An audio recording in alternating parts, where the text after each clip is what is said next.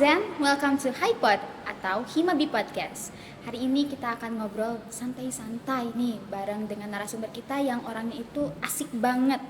Ia seorang mahasiswa dari kampus STKIP Pasundan jurusan Pendidikan Bahasa Inggris, dan ia juga menjabat sebagai Ketua Himpunan Mahasiswa Pendidikan Bahasa Inggris. Wow. Nah, tanpa menunggu lama-lama lagi, kita langsung sapa aja yuk narasumber kita hari ini. Halo Kak Fadil. Halo. Hai, gimana kabarnya Kak?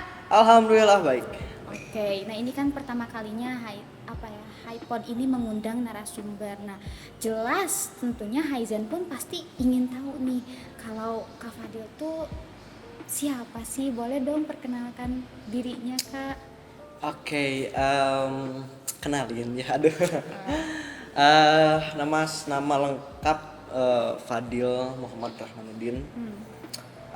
Untuk saya tinggal di Ciwidey, kalau misalkan tempat asal ya.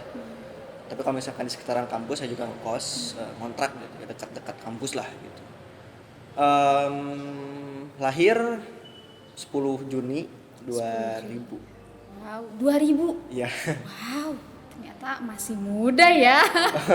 Mudah sekali. Muda sekali. Ya, 22 tahun lah berarti. 22 tahun, gak jauh beda sih Kak. Ya udah deh, skip Okay. ya. Oke deh, gini Kak, kita pakai baju yang sama nih, otomatis Yep. juga pasti Haizen ini bertanya-tanya gitu kan. Ini baju apaan sih kok bisa seragaman kayak gini? Boleh dong di-spill gitu. Mungkin juga ada kaitannya dengan apa sih kesibukan Kang Fadil selanjutnya. Boleh nih Kak. Ya, as the name suggest ya, HiPod Himabi Podcast. Jadi ya, ini adalah sebuah program kerja dari Himabi gitu kan, yaitu sebuah himpunan di STKIP Pasundan yang memang membawahi atau ya mewadahi mahasiswa bahasa Inggris, pendidikan bahasa Inggris di STKIP Pasundan ya. Berkaitan dengan kesibukan ya gitu sih, karena memang sekarang bukan kebetulan mungkin ya, menjadi ketua dari Himabi ini sendiri. Ya sehari-hari kalau misalkan di kampus dan lain-lain itu, selain dari kuliah itu ya ngurusin himpunan di Himabi. Oke, wow. Pasti kalau ngurusin himpunan jadi ketua itu pasti sibuk banget nih. Pengen tahu dong gimana tuh dengan kesibukannya, mungkin apa kan pasti juga kuliah ya. Boleh diceritain dikit dong berarti kesibukannya. Full banget tuh Kak. Untuk kesibukan paling ya rutinitas kayak gitu sih. Jadi kalau misalkan dari kan biasanya Senin sampai Sabtu ya di sini tuh, untuk pagi-pagi ya berangkat kuliah, beres kuliah jam 12-an gitu ya, karena memang udah semester 7. Jadi untuk mata kuliah itu cuman sampai ya Hari. zuhur juga beres gitu. Wow. Oh itu setiap harinya ya? Iya. Ya memang sampai zuhur beres, tapi mata kuliahnya yang agak lumayan ternyata. Soalnya semuanya penuh dengan research, semuanya penuh dengan ya metodologi penelitian dan sebagainya. Beres kuliah, ngerjain tugas dan ngurusin himpunan. Ya nggak jauh dari rapat, terus persiapan program kerja, kayak gitu sih tiap hari saya. Itu padat banget ya berarti ya waktunya itu di kampus. Tapi kayaknya justru santai ya dengan hal itu. Memang hobi nggak sih gitu, kayak wah kesibukannya gitu. Oke, I mean kalau misalkan disebut hobi mungkin bukan sih ya. Karena ya saya punya hobi lain yang memang benar-benar saya suka lakukan gitu biasanya. Hanya saja saya merasa ini sebagai sebagai tanggung jawab, sebagai ya kewajiban saya juga. Terus memang bentuk rasa peduli gitulah terhadap kampus, terus mahasiswanya juga. Ya kayak gitu sih. Karena kalau misalkan disebutin hobi kayaknya nggak pas deh kalau misalkan kita ngomongin organisasi. Oh iya sih, karena itu juga bukan, maksudnya kayaknya agak aneh juga ya kalau nyebutin hobi saya ya saya di organisasi gitu ya. Yeah. Kayaknya mungkin ya bukan bagian itu kalau hobi, tapi kayaknya memang Afadi itu sudah terbiasa dengan kehidupan organisasi gitu ya. Nah, pengen tahu dong berarti ini sudah berorganisasi seberapa lama sih gitu sampai akhirnya bisa jadi ketua gitu, karena aku yakin itu gak mudah deh Kak. Kita kesini ngobrolnya santai aja ya Yeah. Kak ya. Ya, oke. Sebenarnya kalau misalkan ngomongin pengalaman organisasi ya, saya tuh mulai bukan ngurusin ya, tapi terjun gitu kan, terjun ke dunia organisasi itu mulai dari SMP kalau nggak salah. SMP. Ya, Itu tuh organisasi apa boleh disebutin deh? pas kan kalau saya dulu MTS ya, Madrasah Sanawiyah di madrasah. Em, Dulu tuh mulai pas awal-awal mah dari pramuka dulu. Oh, di Pramuka. Ya di pramuka Penggalang SMP ya, MTS dulu tuh.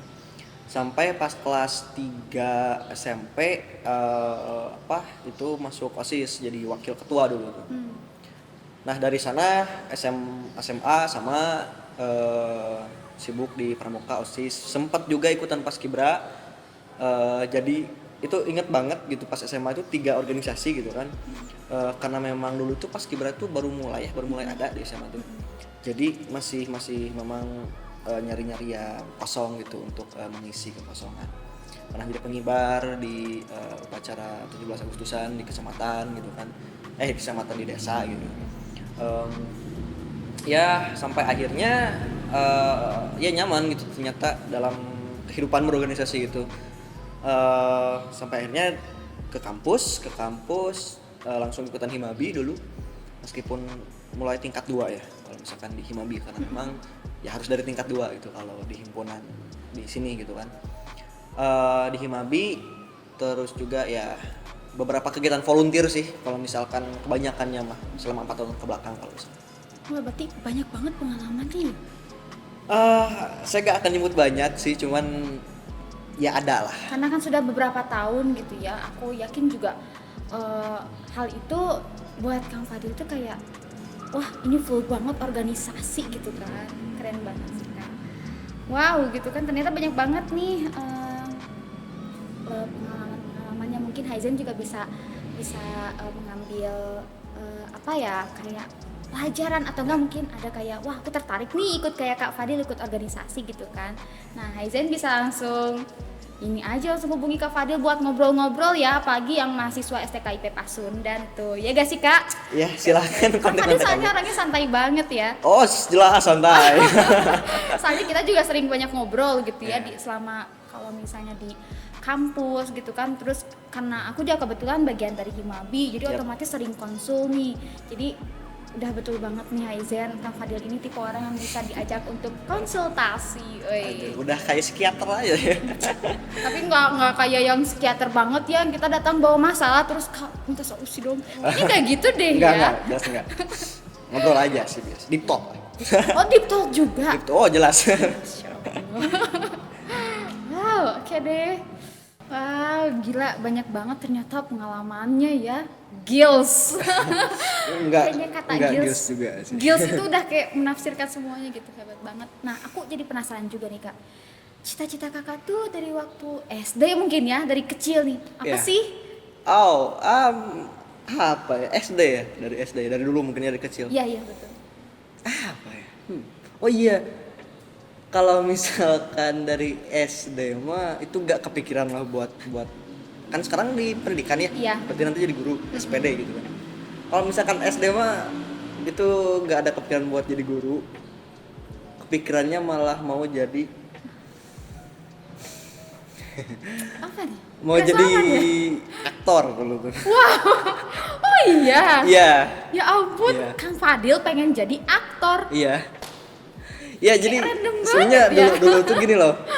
Kan apa ya, dulu tuh bener-bener suka banget nonton TV sih tuh. Sampai-sampai ketika kalau misalkan mau berangkat sekolah ataupun berangkat ngaji ataupun bahkan sampai kemalaman tuh di TV terus gitu. Dan itu nonton film, nonton kartun dan lain sebagainya gitu, sampai kepikiran gitu, aduh kayaknya kalau misalkan jadi aktor keren deh kayak gitu. SpongeBob gak sih? Oh jelas, jam Udita 7. Buti guys. Iya. Oh. Jam 7 pagi sebelum berangkat Oke. sekolah. Terus kalau udah mulai SpongeBob yang diputar berarti tandanya udah Udah siang. kesiangan. Kayak Oh, gitu. ternyata ya. Iya, dulu ya kayak gitu sih dulu. Sempat kepikiran ya mau gitu jadi aktor. Cuman karena mungkin apa ya? disadarkan dengan dengan situasi, dengan ya lingkungan dan sebagainya gitu. Move ke SMP SMP karena udah mulai di organisasi ya tadi, udah mulai masuk organisasi, udah mulai aktif, itu kepikirannya udah 180 derajat beda lagi gitu. Dulu tuh pas SMP Ngubah lagi Pak Ngubah ya lagi. cita-citanya. soalnya kan sebelumnya aktor nih, pengen jadi aktor. Selanjutnya malah pengen jadi, pas SMP itu jadi politisi. Wah, Iya. random gini ya. Memang. Bagus sih sebenarnya cita-citanya, tapi kayak random sekali gitu ya. Iya, malah pengen jadi politisi dulu tuh karena memang kayaknya ketika saya tuh menemukan diri saya nyaman gitu kalau misalkan ya giving speech gitu di depan orang lain, terus nge-lead mimpin entah itu sekumpulan kelompok orang ataupun organisasi gitu. Pernah kepikiran ya minimal jadi kades lah guys. Dulu tuh mikirnya tuh. Tapi ya kembali lagi gitu. Ketika udah agak gede nih, udah kelas 3 mau ke SMA gitu, lihat-lihat politik, masuk politik kayaknya banyak yang ngeri aja gitu di politik itu. Karena terkesannya tuh kayak korupsi Ya, terus jadi ya kayak gitulah pokoknya, terkesannya gimana gitu kalau misalkan masuk politik. Dan makanya rubah lagi dari situ tuh. Dirubah lagi. Pengen jadi pokoknya yang di relation kayak misalkan pas SMA mah kepikiran buat jadi tour guide, kepikiran buat jadi misalkan kayak HRD di sebuah perusahaan kayak gitu. SMA mah makanya gitu dulu tuh pingin masuk kuliah tuh bukan ke pendidikan justru. sebelumnya tuh. Tapi malah masuknya pendidikan Ya. sekarang. Itu sebelumnya pengen masuk kemana tuh? Jadi pas dulu SMA ya, pas memang mau UN kalau nggak salah, itu sempat ditanya sama bapak. Kata bapak teh mau kemana, ini kuliahnya mau masuk jurusan apa, mau kuliah di mana. Saya ngejawabnya itu dulu tuh Ilkom, ilmu komunikasi, sama HI, hubungan internasional gitu. Agak ini ya. Ya. Kan sebelumnya pengen HI, Ilkom, pendidikan. Pasti ada cerita menarik nih. Gimana nih ya? Gimana ya, karena gini loh, keluarganya di rumah gitu, entah itu keluarga intinya gitu ya, keluarga intinya yang mulai dari bapak, mama, terus kakak-kakak itu semuanya guru gitu, kecuali mama ibu rumah tangga di rumah. Cuman kalau misalkan bapak, kakak, kan 3 bersaudara ya, kakak itu ada 2, satu cewek satu cowok, semuanya guru. Semuanya. Terus semua keluarga itu pendidikan ya rata-rata ya? Ya, pendidikan, bahkan kayak adik sepupu itu guru, kakak sepupu juga guru, terus bibi, ua juga jadi guru, anaknya bibi bahkan jadi dosen gitu. Jadi memang pendidikan semua gitu lingkungannya. Dan kenapa saya tidak masuk ke Ilkom dan HI? Karena gimana ya? Ya nggak boleh dulu tuh sama bapak. Kenapa? Ya jadi kenapa ya? Kan kalau misalkan gini ya, kalau misalkan kita berulang-ulang gitu melihat sebuah pekerjaan yang itu aja gitu. Kan misalkan kakak guru, ketemu sama bapak, ketemu sama adik sepupu, ngebahas kurikulum, ngebahas RPP, ngebahas cara ngenilai anak yang bagus itu bagaimana. Bosan gitu lihat pekerjaan kayak gitu teh. Jadi awalnya gak mau ke pendidikan tuh justru. Gak mau. Cuman ketika memang saya ngomong gitu ke bapak bahwa memang pengennya masuk Ilkom deh, pengennya masuk HI deh. Udah dijelasin nanti teh saya bakalan kayak gini, saya bakalan jadi penghubung, jadi HRD di sebuah perusahaan dan lain-lain. Itu gak boleh sama bapak. Katanya ya udah kamu mah itu aja, katanya masuk aja ke pendidikan, sok bebas, sok cina di mana aja kampusnya mah. Yang penting pendidikan. Cina. Kan aneh ya, kenapa gitu? Kok gak boleh gitu? Padahal kan it's my way gitu, it's my way. Pasti ngambek ya, ada dalam diri kesel gitu. Justru dulu tuh sempat baeun, sempat belik, sempat marah. marah sama bapak. Soalnya ya gitu sih, mikir kenapa sih gak boleh gitu. Sampai pernah kayak pulang ke rumah tuh malam gitu dari keluar tuh. Ya gak boleh sama bapak tuh, katanya ya udah masuk pendidikan aja. Alasannya kenapa, nah itu ya yang justru bukan menarik ya, tapi menyadarkan saya kenapa bapak dan keluarga itu benar-benar mengarahkan anak-anaknya di dunia pendidikan gitu. Dan ya kayak gitu pokoknya, karena memang dulu tuh benar-benar saya tuh agak ngambek sama pilihannya bapak gitu. Pasti sih ya, pasti banget sih, karena kan yang dipengen itu justru HI dan Ilkom gitu kan. Ya, Tapi ternyata malah ke pendidikan kayak gitu. Sempat ngambek, dan ketika di fase-fase ngambek itu ya ada sebuah apa ya disebutnya, disadarkan lah gitu sama bapak bahwa pendidikan, di dunia pendidikan itu gak cuman kayak ngajar, datang ngajar terus pulang gitu, nggak kayak gitu, nggak cuman hanya ribet ngurusin RPP, tugas anak-anak sama kurikulum, nggak gitu doang gitu. Ada sebuah tujuan yang besar di balik itu. Memang bapak pun gitu ya punya alasan tersendiri. Pasti juga punya cerita menarik juga tuh, kayak yang melatar belakangi alasan dari Bapak Fadil meminta untuk Kak Fadil minta untuk tetap aja di pendidikan gitu. Kayak gitu sih ya. Oke, nah berarti tadi tuh kalau kata Kak Fadil tuh ada alasan kenapa bapaknya Kak Fadil tuh meminta untuk tetap agar Kak Fadil tuh ada di pendidikan gitu. Pasti itu ada yang melatar belakangi. Nah, boleh nggak sih diceritain apa sih yang melatar belakangi itu? Ini bakalan agak panjang nih ceritanya nih, gak apa-apa. Apa dong, pasti menarik juga sih gitu. Jadi gini loh, bukan ke alasan sih sebenarnya ya, tapi lebih ke background cerita, ke latar belakang cerita. Dan memang ketika itu tuh saya menemukan alasannya di cerita tersebut.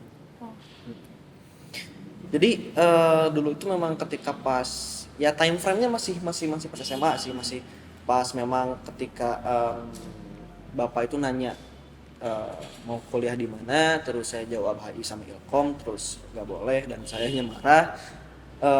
Dulu tuh tiba-tiba at some point bapak itu ngajak ke Banten. Ngajak ke Banten. Saya tuh Sebentar, di umur berapa tuh? di umur berapa ya? Kalau nggak salah itu pas mau UN tuh berarti umur 18, 17, 18 Mau lah. lulus SMA berarti ya? Iya, mau lulus SMA. Pokoknya tahunnya mah di 2018 kalau nggak salah. Berarti 17 tahun. Iya. Ya dulu tuh kan ngajak ke Banten. Saya tuh wondering gitu, kenapa kok ngajak ke Banten, ada apa? Soalnya yang setahu saya mah untuk keluarga pribadi mah itu semuanya ada di Bandung gitu. Ya meskipun nggak di situ tempat ya ada, tapi masih di Bandung gitu. Paling jauh ada di Cianjur, ada yang di Jakarta paling, yang memang emang itu juga yang udah lama gitu di Jakartanya. Tapi saya nggak pernah tahu ada yang di Banten gitu. Kita mau kemana, kata saya. Itu rombongan berangkatnya gitu, ke mobil rombongan dulu tuh ke Banten. Ya sama keluarga lah, sama kakak ipar diajak, sama keponakan diajak. Saya masih nggak tahu gitu kita mau kemana. Kita berangkat nih ke Banten, dan berangkatnya itu ternyata pas di jalan masuk, kan kalau misalkan ke Banten ya dulu tuh kita tuh ke Jakarta dulu, ke tol Jagorawi. Terus ke Tangerang. Dari sana kirain teh masih ya kayak di Bandung lah gitu, kayak masih kayak gini gitu si suasananya tuh ya, paling mentok-mentok kayak di Ciwidey lah gitu si suasananya tuh, kayak kampung halaman, kayak kampung biasa kayak gitu. Tapi ternyata pas memang jauh lagi itu masuk ke pedalaman gitulah pokoknya mah. Ya, di Banten tuh. jadi Banten tuh. Jadi kayak kiri kanan tuh perkebunan, Hutan juga. hutan, ya bahkan eh, kebun kelapa sawit sampai akhirnya ketika memang di perjalanan kita berhenti di sebuah pasar. Sebuah pasar. Di pasar itu pasarnya juga kalau misalkan apa ya? Kalau misalkan orang Bandung nih ya ngebayangin pasar tradisional itu masih kayak kayak yang biasa kita bayangin gitu ya. Kayak Ciroyom mungkin ya. Kalau misalkan di sini mah kayak Ciroyom, kayak Pasar kaget lah gitu ya mungkin. bukan pasar kaget. Oh, pasar yang tradisional, Oh, iya iya. pasar basah. Tapi kalau misalkan di sana itu beda gitu sih pastinya tuh. Jadi si barang-barangnya itu kayak kayak baru dipetik gitu. Sayur-sayurnya baru dipetik kayak baru diambil pagi ini dari kebun.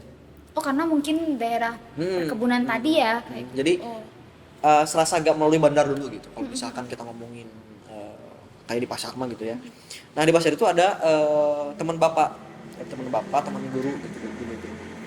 Kita stay di sana, mobil disimpan di sana dan kita dari sana jalan. Dari pasar yang Dari pasar itu teh dari rumah rumah teman bapak. Gitu. Kita jalannya itu masuk ke dalam lagi, jalan setapak, cuman kayak batu doang gitu jalannya juga. Itu jalan kita 2 jam. Jalan tuh dari sana tuh. dari pasar ke tempat lokasi 2 jam. Ke tempat lokasi yang emang bener-bener bapak tuju teh 2 jam. Itu tuh kayak memang apa kaget gitu saya teh, ini kita mau kemana gitu. Dan akhirnya diceritain lah sama bapak gitu ketika pas mau nyampe banget gitu. Ternyata gitu, dulu tuh ya bapak tuh kan dulu mah bapak tuh kalau misalkan mau jadi guru ya itu harus SPG dulu. SPG itu bukan sales promotion girl ya. bukan tapi sekolah profesi guru kalau dulu. Dan kalau misalkan lulus itu dimutasi. Jadi ditunjuk ditugaskan ke mana misalkan. Nah, bapak itu ditugaskannya ke pedalaman Banten, suku Baduy luar. Nah, di sana emang bener-bener kayak pas bapak kesana tuh masih kayak bener-bener kuno banget gitu. Kayak suasananya dari adatnya dan sebagainya. Kayak misalkan bayi baru lahir masih dimandiin sama darah kambing. Terus ari-ari bayi itu masih dilempar ke kenteng kayak gitu. Oh gitu. Ya, saya juga kaget gitu. Akhirnya sampailah kita teh ke si desa itu ya, ke si kampung itu. Nah, di kampung itu ada SD. Kita stay di sana bentar gitu. Tah, bapak teh ngajar di dia. Kayak gitu ya. Dulu tuh bapak tuh ngajar di sini dan sekarang mah udah bagus ya. Nah, katanya dulu mah ini teh masih pakai daun hatep katanya. Terus si dinding itu masih kayak cuman papan 2 manjang gitu doang. Dan ketika di sana gitu ya baru juga nyampe gitu, ada yang lihat warga tuh. Tapi lihatnya tuh kayak lihat yang kaget gitu, kayak lihat yang kayak kaget. Apaan? Kan nama bapak saya gitu ya. Dari situ teh semua warga tuh nyamperin. Jadi dulu itu nggak kayak gitu si desanya tuh. Nah sekarang sampai si SD-nya itu udah bagus. Si kampungnya punya balai sendiri, terus kayak listrik udah masuk. Semua orang punya kulkas, punya motor. Dulu mah enggak. Bahkan kayak mancing juga gak tahu gitu. Kayak mancing juga. Nah itu diajarin sama bapak dulu. Sama bapak Kak Fadil ya. Dan di sana gitu ketika memang meskipun udah belasan tahun lah pokoknya bapak gak kesana, orang-orang tuh masih kayak merindukan bapak gitu gara-gara itu teh. Pokoknya murid-muridnya itu pas nemuin bapak tuh udah ada yang anaknya 2, udah ada, pokoknya udah kayak dewasa gitu, udah jadi ibu-ibu, udah jadi bapak-bapak, dan masih kayak wah nuhun, makasih.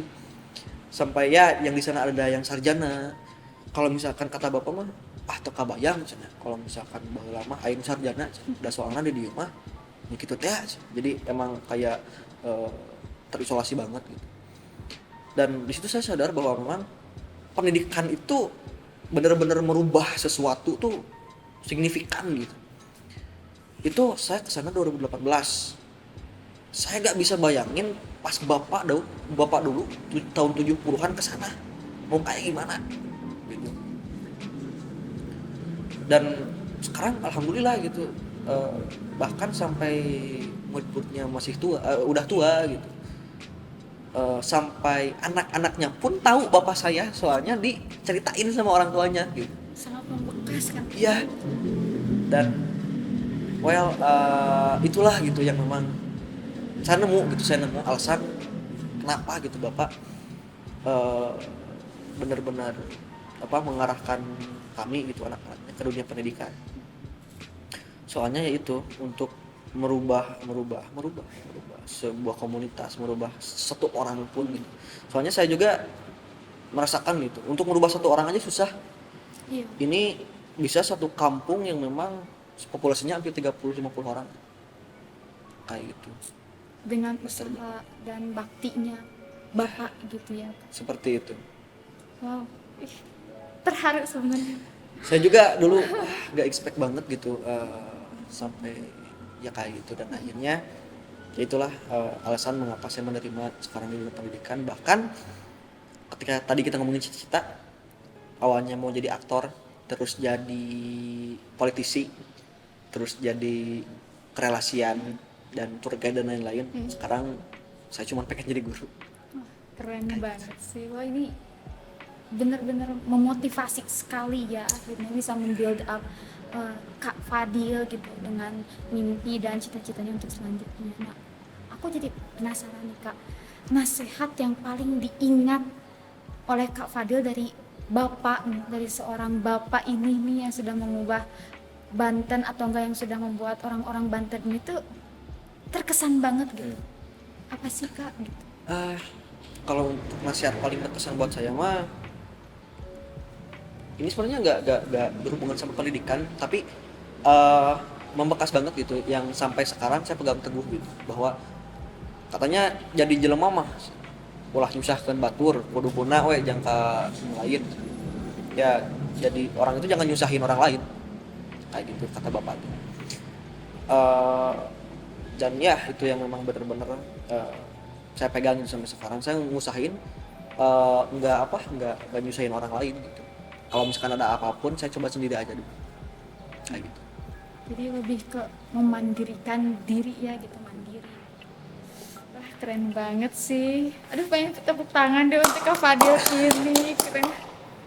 Wah, aku sebenarnya kalau misalnya bukan karena lagi di acara podcast seperti ini, mungkin aku dengarnya sebagai Haizen nih. Yeah. Aku yakin Haizen yang dengar juga pasti bakal nangis terharu ya, nangis terharu bukan karena nangis yang apa sih gitu. Ini lebih kayak nangis terharu banget, hebat banget nih. Begitu mungkin. Wah, seneng Story banget. sebuah cerita yang memang juga nggak akan hilang gitu dari hidup saya. Pasti banget. Itu akan jadi memorable ya, atau enggak yang kenangan yang benar-benar akan selalu teringat, bahkan ketika Fadil nanti, mungkin Kak Fadil nanti udah semakin dewasa sampai punya anak juga mungkin ya. Pasti buat Fadil. Wow, keren banget. Jadi agak emosional ya, aduh. Maaf. Gak apa-apa. Karena di sini juga kan kita gimana caranya ngobrol lebih dekat gitu ya. Secara gak langsung aku juga udah tahu nih Kak, berarti Kak Fadil teh ini gitu. Berarti ini tuh tanpa sadar memotivasi diri aku juga loh. Ya aku harap Haizen pun yang nonton ini Pak termotivasi ya dengan adanya Kak Fadil, dengan cerita-ceritanya yang menarik. Terima kasih Kak Fadil dengan ceritanya yang sangat menarik ini gitu.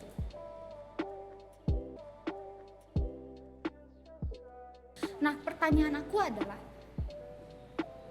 ada gak sih gitu kayak dengan posisinya yang sangat wah ini, pasti banyak dong cewek yang deketin, iya guys? Iya dong.